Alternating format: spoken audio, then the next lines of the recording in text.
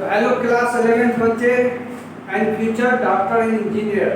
ठीक है, आप भी लोग डॉक्टर और इंजीनियर बनने वाले हैं। ठीक है, तो अपने आप को विश्वास रखिएगा तो होगा, और यदि विश्वास नहीं है आपको तब तो ठीक है, जो कर रहे हैं जो करना है, आपको भी पता नहीं क्या करना है तो ठीक है। तो क्लास 11th बच्चे आप 10th के बाद आए हैं। ठीक है, पहली बार खास करके बिहार बोर्ड के बच्चे जो अभी तक हिंदी मीडियम में पढ़ते आए, अब वो इंग्लिश मीडियम में पढ़ेंगे सारा कुछ।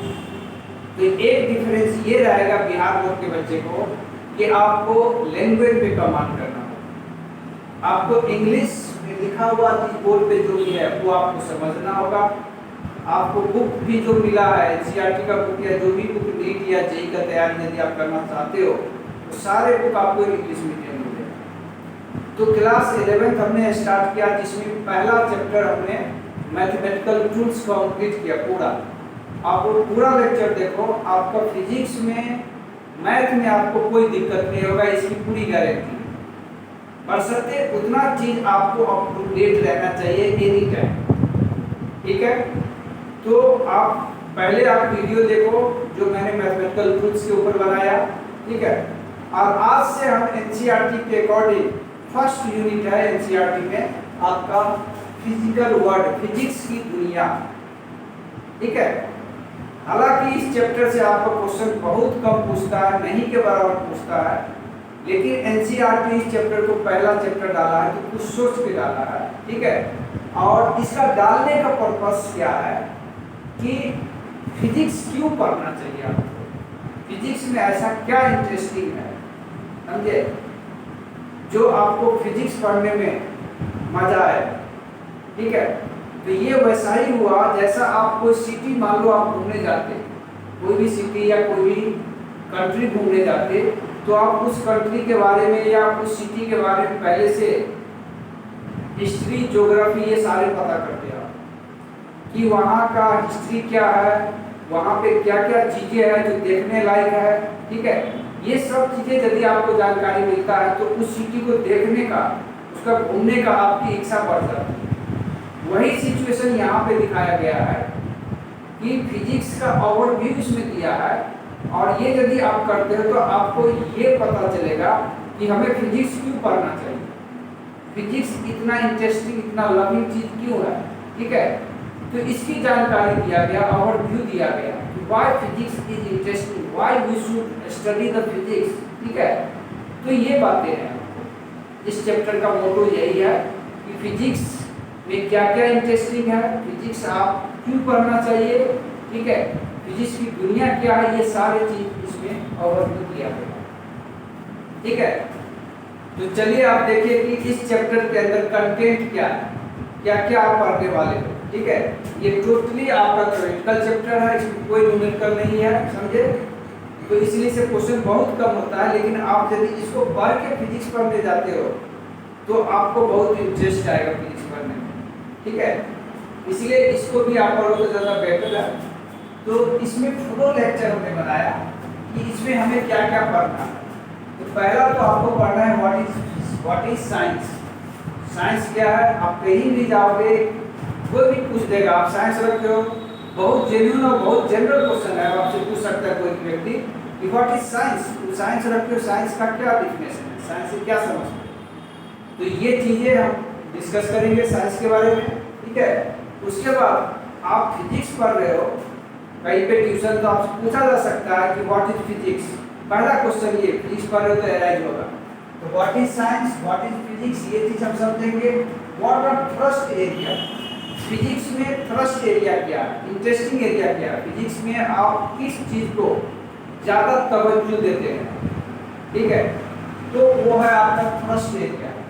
फंडामेंटल फोर्स इन नेचर, इस नेचर में बहुत तरह का फोर्सेज है, लेकिन कुछ फोर्स ऐसे है जो बहुत सारे फोर्स को आपको एक्सप्लेन करता है, आपको पता भी नहीं चलता। आप 10 फोर्स पढ़ते, अनेक टाइप का फोर्स पढ़ते, और वो होता है बेसिकली एक ही टाइप का फोर्स। ठीक है, जो कि वो सारे फोर्स को एक्सप्लेन करता है, तो उसको बोला गया फंडामेंटल फोर्सेस। तो फंडामेंटल फोर्सेस कौन कौन है वो हम यहाँ पे देखेंगे।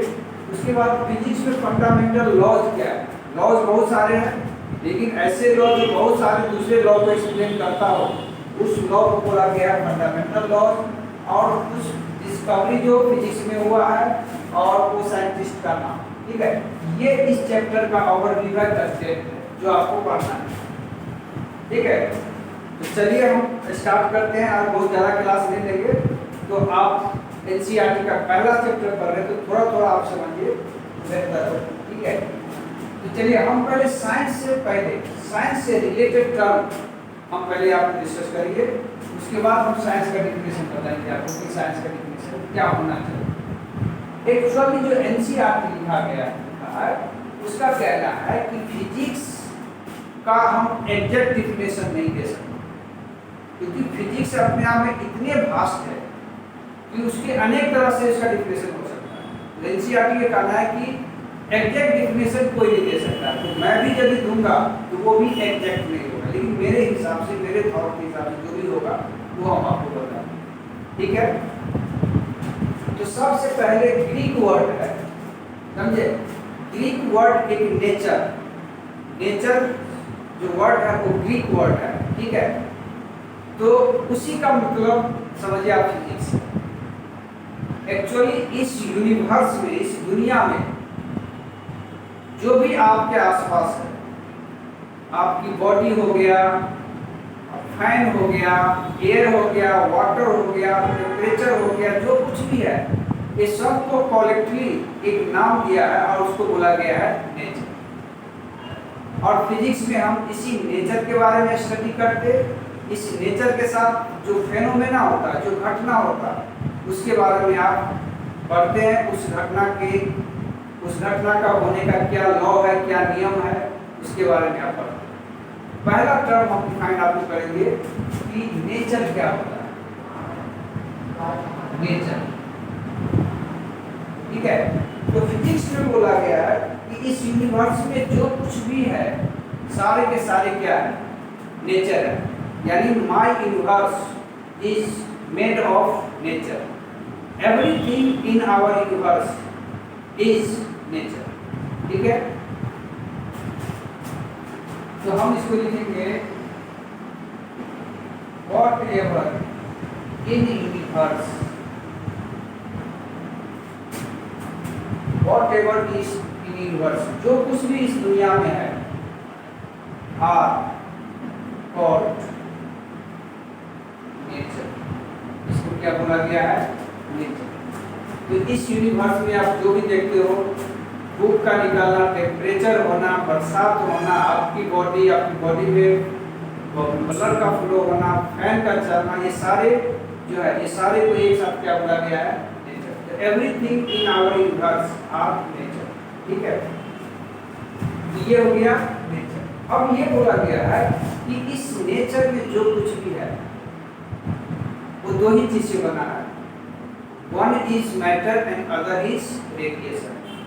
जो कुछ भी है इस दुनिया में, इस यूनिवर्स में, या तो वो मैटर है या तो फिर वो रेडिएशन है, इसके अलावा तीसरा कुछ भी नहीं है। आप गौर से देखो, आपका बॉडी क्या है, एक मैटर है, क्योंकि इसके पास मास है, ये स्पेस ले सकता है, ठीक है, ये एनर्जी कैरी कर सकता है, ठीक है। और दूसरा, जो सन से रोशनी आती है, आपके ट्यूबलाइट से, बल्ब से जो रोशनी आती है, जो हीट आप महसूस करते हो, ये सब क्या है, रेडिएशन। तो इस नेचर में एवरीथिंग इज आइदर मैटर और रेडिएशन, ठीक है। तो नेचर के आपके दो पार्ट हो गए, नेचर के दो पार्ट हो गए, ठीक है। One is called matter, one is called matter and other is called radiation, other is called radiation, ठीक है। तो everything in our universe is either matter और रेडिएशन, ठीक है। या तो वो मैटर होगा या तो रेडिएशन। अब मैटर क्या है, रेडिएशन क्या है। मैटर ऐसा चीज है जिसके पास मास होता है, जो ऑक्यूपाई करता है स्पेस, और वो अपने साथ एनर्जी कैरी करता है, ठीक है।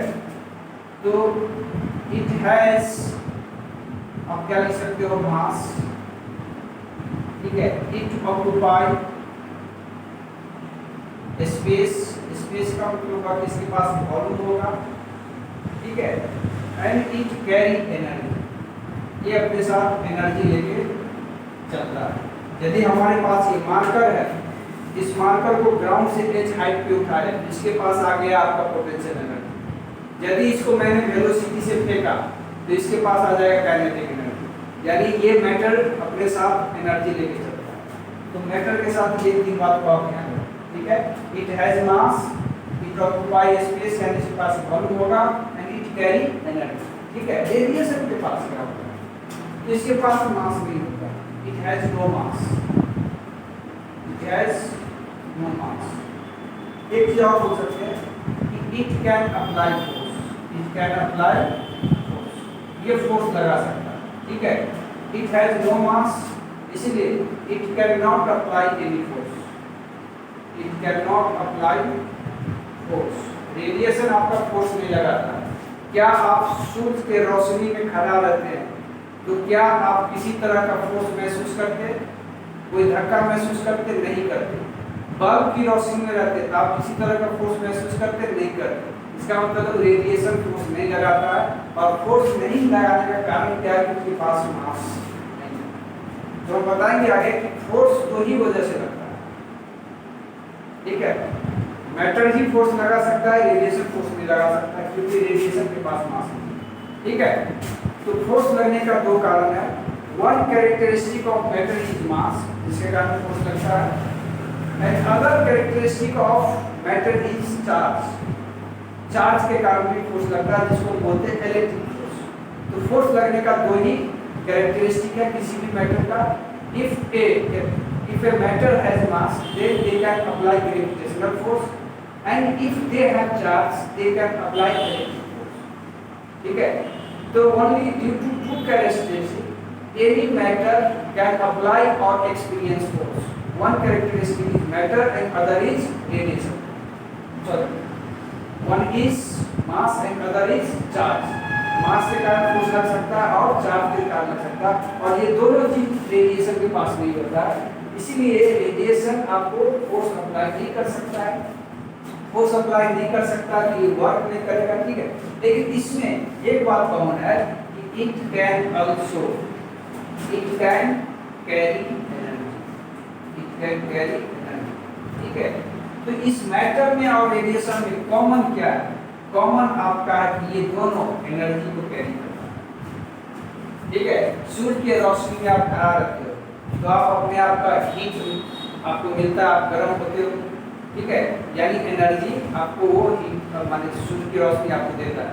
तो रेडिएशन एनर्जी लेके चलता है, मैटर भी एनर्जी लेके चलता है, दोनों में कॉमन बात क्या है? तो इस नेचर में दो ही चीज होगा, मैटर होगा या रेडिएशन, ठीक है। तो ये बात हम समझ गए कि हमारे यूनिवर्स में जो कुछ भी है वो नेचर है, और इस नेचर के दो पार्ट है, ठीक है। One is matter, other is radiation. Matter क्या है, रेडिएशन क्या है, ये मैं अच्छे से आपको एक्सप्लेन किया हूँ मेरे ख्याल से, ठीक है। बाकी आपको समझ आए आप देखो, ठीक है। अब आगे हम देखते हैं, इसमें अगला टर्म देखिए क्या है अगला टर्म।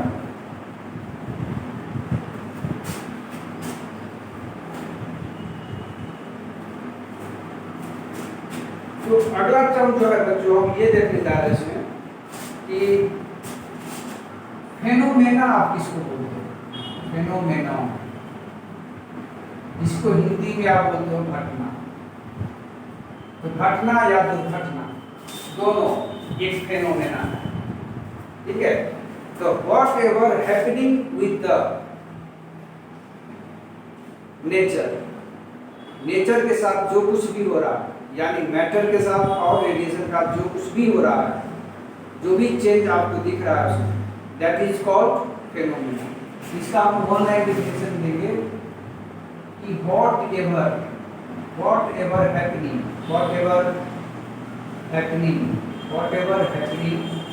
ठीक है, विथ नेचर,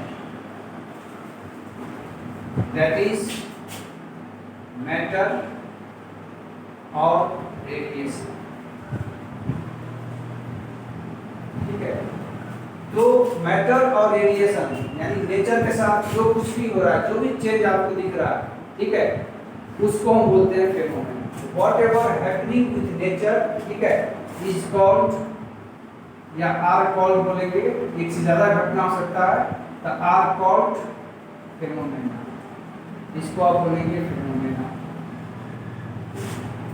ठीक है, अब फेनोमेना को अब उससे आपको क्या मिलता है?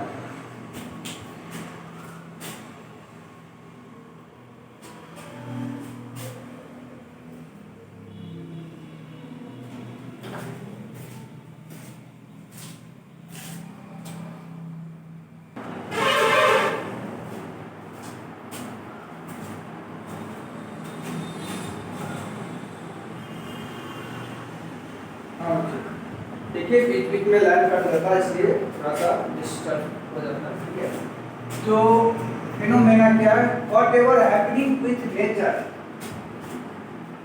नेचर के साथ जो भी कुछ हो रहा है, जो भी चेंज आपको दिख रहा है, वो सारे क्या कहलाएगा आपको? फेनोमेना। ठीक है, तो फेनोमेना से आपको क्या मिलता है? फेनोमेना के बाद अगला टर्म होगा नॉलेज। क्या होगा? Knowledge.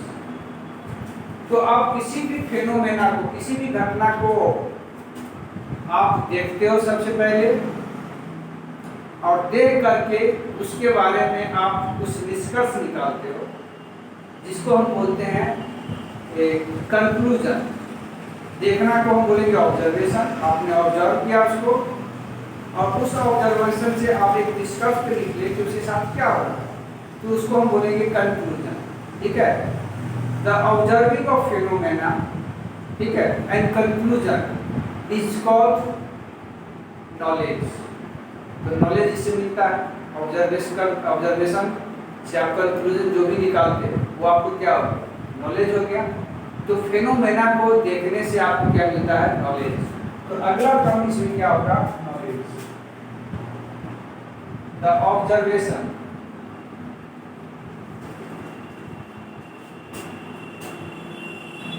of phenomena, observation of phenomena and conclusion यानी निष्कर्ष। ठीक है,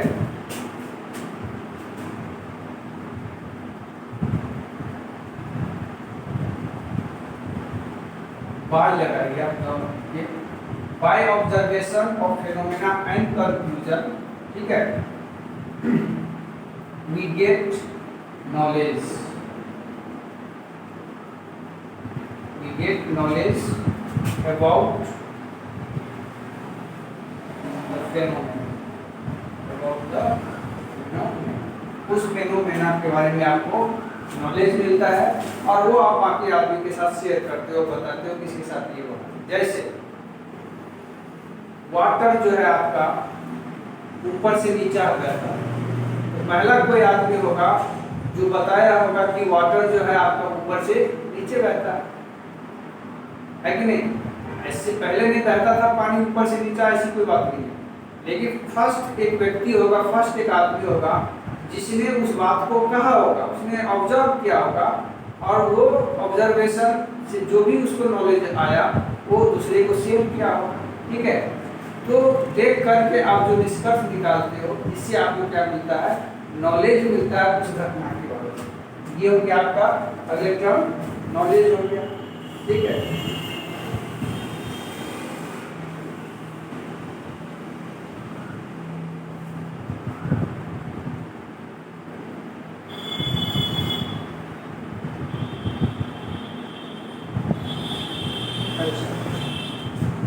अब हमने लिखा फेनोमेना से आपको नॉलेज मिलता है। ठीक है, तो नॉलेज मिलता है। अब इसमें एक टर्म बात करेंगे, एक्चुअली पहले बात करना चाहिए, चलिए अभी कर देंगे बात। एक्सपेरिमेंट क्या होता है? तो एक्सपेरिमेंट ये है कि नेचर के साथ जो कुछ भी हो रहा है, जिसको आप ऑब्जर्व करते हैं और एक निष्कर्ष निकालते हैं। तो नेचर के साथ बहुत कुछ ऐसा होता है जिसको आप देख तो लेते हो, लेकिन एग्जैक्ट कंक्लूजन नहीं निकालते। ठीक है, तो उसके लिए क्या करते हैं कि नेचर में जो कुछ भी हो रहा है, आप चाहते हैं कि वो हम अपने लैबोरेटरी में करें। तो नेचर के साथ जो घटना हो रहा है, उस घटना को यदि आप अपने लैबोरेटरी में करते हो, ठीक है, तो उसको हम बोलते हैं एक्सपेरिमेंट। ठीक है, और एक्सपेरिमेंट से हम कंफर्म हो जाते हैं कि हाँ इसके साथ ये चीज हो रहा है। तो अगली टर्म क्या हो जाएगा आपका एक्सपेरिमेंट होता है।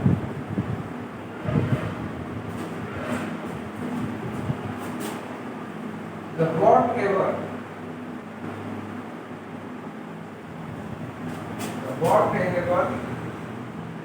happening with nature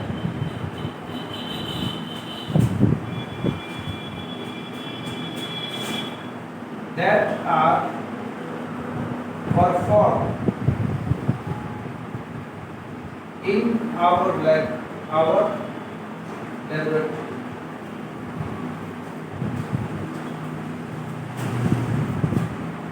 is called experiment. तो नेचर के साथ जो कुछ हो रहा है, यदि वो चीज आप लैबोरेटरी में करते हो तो हम उसको क्या बोलेंगे?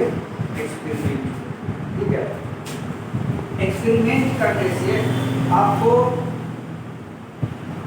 कारण पता चलता है कि नेचर के साथ क्या हो रहा है, तो उसको हम बोलते हैं रीजनिंग। क्या बोलते हैं इसको? रीजनिंग। कोई भी घटना क्यों हो रहा है, ठीक है, इसका जवाब आपको मिलता है। ठीक है। तो जैसे वाटर जो है आपको सॉलिड बनता है, आइस बन जाता है, और वाटर को गर्म करो तो वेपर यानी गैस बन जाता है। ठीक है। ये चीज नेचर में होता है, और ये यदि आप लैबोरेटरी में कर लेते हो तो आपको इसका रीजनिंग पता चलता है। ठीक है। तो रीजनिंग क्या है? द आंसर ऑफ व्हाई, कोई भी चीज क्यों हो रहा है उसका आंसर क्या हो गया? Reasoning. The answer of why is called reasoning। कोई चीज क्यों हो रहा है उसका आंसर वही क्या है? आपका रीजनिंग है, कारण है। Answer of why is called reasoning. अब ये जो आंसर है आप दो तरह से कर सकते हैं, और रीजनिंग आप दो तरह से दे सकते हो। ठीक है। तो ये दो टाइप रीजनिंग का कौन कौन हो सकता है? किसी भी चीज का रीजन, किसी भी चीज का कारण वो क्यों हो रहा है, उसको आप दो तरीके से बता सकते हो। ठीक है।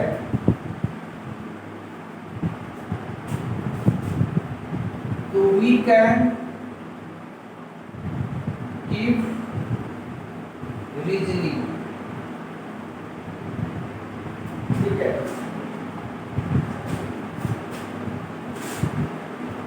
इन टू टाइप्स। पहला, क्वालिटी के बेस पे आप बता सकते हो क्वालिटी। जैसे वाटर जो है सॉलिड भी बन जाता है, और वाटर जो है वेपर यानी गैस भी बन जाता है। ये क्वालिटी सबके साथ नहीं होता। ठीक है। ये वाटर ही है ऐसा, उसी के पास ऐसा क्वालिटी है जो वेपर भी गैस भी बन जाता है, और उसको ठंडा करो तो सॉलिड भी बन जाता है। तो ये होता है क्वालिटी। ठीक है। क्वालिटी के आधार पर आप ये बता पाते हो कि इसका कारण क्या है। तो वाटर को यदि 100 डिग्री पे हम गर्म करते हैं तो गैस बन जाता है, और 0 डिग्री के नीचे यदि हम लाते हैं, 0 डिग्री पे लाते हैं तो क्या बन जाता है? सॉलिड बनता है। ये कैरेक्टरिस्टिक, ये गुण किसके साथ है? वाटर के साथ। तो वाटर के साथ ये क्वालिटी है कि वो दोनों बिहेवियर करता है, वो गैस भी बन जाता है और सॉलिड भी बन जाता है। तो ये हो गया आपका क्वालिटी के बेस पे। दूसरा है क्वांटिटी। दूसरा क्या है? क्वांटिटी। क्वांटिटी क्या है कि वाटर को आप कितना टेम्परेचर दोगे तो वो गैस में बदलेगा, वेपर में बदलेगा। कितना अमाउंट ऑफ टेम्परेचर दोगे, तो ये क्वांटिटी हो गया। हीट का क्या हो गया? क्वांटिटी हो गया। आप वाटर से कितना हीट एक्सट्रैक्ट करोगे, कितना निकालोगे, तो वो सॉलिड बन जाएगा। ठीक है। तो कितना क्वांटिटी, कितना अमाउंट ऑफ हीट आपने दिया सॉलिड से, वाटर से गैस बनने के लिए, कितना हीट आपने एक्सट्रैक्ट किया वाटर को सॉलिड में चेंज होने के लिए। ठीक है। तो तो ये जो जितना हीट आप देते हो या लेते हो ये क्वांटिटी हो, ठीक है। तो क्वांटिटी के आधार पर भी हम रीजनिंग ले सकते हैं कि ये वाटर को हम इतना क्वांटिटी ऑफ हीट देते हैं, इतना जूल एनर्जी देते हैं तो ये वेपर बनता है, इतना निकालते हैं तो क्या बन जाता है, वो सॉलिड बन जाता है यानी आइस बन जाता है। तो इस तरह से रीजनिंग हम दो तरह से कर सकते हैं, एक तो क्वालिटी के आधार पे और दूसरा क्वांटिटी के आधार पे, ठीक है। चलिए तो हमने ये सारे बात कर ली, ठीक है। अब हम यहाँ पे साइंस का डेफिनेशन देना चाहते हैं कि साइंस क्या है, ठीक है।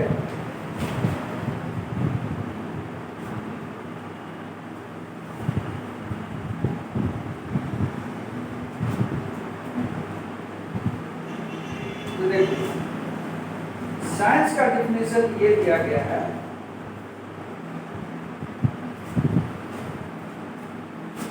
What is science. अब ये साइंस का डेफिनेशन में देता है, ठीक है।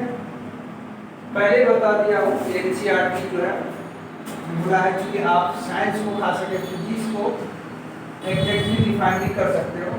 तो साइंस का जो डेफिनेशन दिया गया है या अधिकतर लोग जो सोचता है, the organised knowledge, the organised knowledge to develop our society, to develop our society, ठीक है, is called science, is called science, ठीक है। तो जैसे आप सब अभी जो कोरोना वायरस आया था, ये कोरोना वायरस को भगाने के लिए पूरे दुनिया के साइंटिस्ट ने वैक्सीन तैयार किया। ये वैक्सीन तैयार करने के लिए काफ़ी दिन लगा। काफ़ी दिन क्यों लगा? क्योंकि उसके लिए रॉ मटेरियल पहले सर्च किया गया, खोजा गया, उस रॉ मटेरियल का एक्सपेरिमेंट किया, उससे जो भी कुछ बना वो फिर आपको ट्रायल किया, एक्सपेरिमेंट किया, ठीक है, ट्रायल किया आपने ह्यूमन के ऊपर, ये सही बैठ रहा है कि नहीं बैठ रहा है। तो ये सारे कुछ क्या हुआ, स्टेप वाइज हुआ। और ये क्यों हुआ है, ये वैक्सीन क्यों बना है, ताकि हम ये कोरोना वायरस से बच सके, हमारी सोसाइटी क्या हो जाए, हेल्दी रहे, कोरोना वायरस से छुटकारा पाए। तो ये वैक्सीन बनाने के लिए बहुत सारे स्टेप है, ठीक है, जिसको हम बोलते हैं ऑर्गेनाइज तरह से किया गया है। पहले रॉ मटेरियल, बहुत सारे मटेरियल से खोजा गया, फिर उसका रिएक्शन किया गया, रिएक्शन करके जो भी दवाई बना उसको एक्सपेरिमेंट किया, ये सब स्टेप बाय हुआ, यानी ऑर्गेनाइज तरीके से। तो organise knowledge to develop our society is called science, ठीक है। तो ये आपका डेफिनेशन आप दे सकते हैं साइंस का डेफिनेशन। व्हाट इज साइंस तो पूछता है, ये आप बोल सकते हैं द ऑर्गेनाइज नॉलेज या the step by step knowledge to develop our society is called science, ठीक है। तो बच्चों हम ज़्यादा क्लास हाथ में रखेंगे, हम साइंस तक पहुँचेंगे कि व्हाट इज साइंस, ठीक है। तो आज की क्लास यहीं पे रोकते हैं और अगली क्लास में हम साइंस के आगे देखेंगे फिजिक्स क्या होता है, ठीक है। तो आज हम फिजिक्स का डेफिनेशन नहीं दे रहे हैं, साइंस तक आप समझिए। तो मेरे ख्याल से मैं जो आपको बताया हूँ आपको ये सारी बात समझ में आया होगा, और मुझे उम्मीद है कि ये जो भी लेक्चर देखेगा, जो एक नहीं पढ़ा लिखा इंसान इस बात में सुनेगा, तो उसको जरूर ये बातें हमारी समझ में आया होगा या समझ में आएगा, ठीक है। तो आप क्या कीजिए, अभी अभी आप नए 11th क्लास में आए तो बहुत सारे बच्चे को नॉलेज नहीं होगा कि अच्छे एजुकेशन कहाँ मिलेगा। आप क्या करते, भीड़ के पीछे, नाम के पीछे चले जाते हैं और उस भीड़ में कंटिन्यूअस जाते हैं, आपको समझ में आता नहीं, फिर भी आप जाते हैं, ठीक है। क्योंकि 10 लोग वहाँ जा रहा है, वहाँ बहुत भीड़ है, इसलिए आपको लोग भी वहाँ जाना चाहिए, ठीक है। तो ये सब से बच के रहिए, नहीं तो 2 साल के बाद आप पाएंगे कि हमें कुछ सीखे नहीं, समझे। ज़्यादा से ज़्यादा आप 12th कर लोगे, बिहार बोर्ड है तो ठीक है, CBSE बोर्ड पढ़ना पड़ता है, ठीक है। तो ये सब चीज़ें हैं जो आप फेस करोगे और आप पढ़ोगे, तो ये नहीं है, आप वैसे टीचर लग नहीं जाओगे जहाँ पे कम ही, जहाँ पे आपको ज़्यादा ध्यान दिया जाता है, दिन में आपके कोई विशेष ध्यान नहीं दिया जा सकता, ये किसी भी टीचर से पॉसिबल नहीं है, ठीक है। तो बहुत केयरफुली आप वॉच कीजिए जहाँ जा रहे हैं, क्या आप सीख पा रहे हैं कि नहीं। आप साइंस रखिए तो आपका मोटो होना चाहिए कि हमें या तो नीट क्रैक करना है या तो जेई क्रैक करना है, ठीक है। सिर्फ 12th का सर्टिफिकेट लेना है तो सबसे बेहतर है आप आर्ट्स देखो करो, उसमें कोई खर्चा नहीं है, कोई ज़्यादा मेहनत नहीं। इस साइंस लेके पढ़ रहे हो, एक्सपीरियंस है आपका, मेहनत करना चाहिए और आपको कुछ न कुछ हासिल करना चाहिए ताकि अपने कैरियर को 12th में सेट करें, ठीक है। चलिए इस तरह के मोटिवेशन बात करते रहेंगे। तब तक के लिए bye, take care, have a nice day, खुश रहिए, मस्त रहिए, चलिए ठीक है, बाय।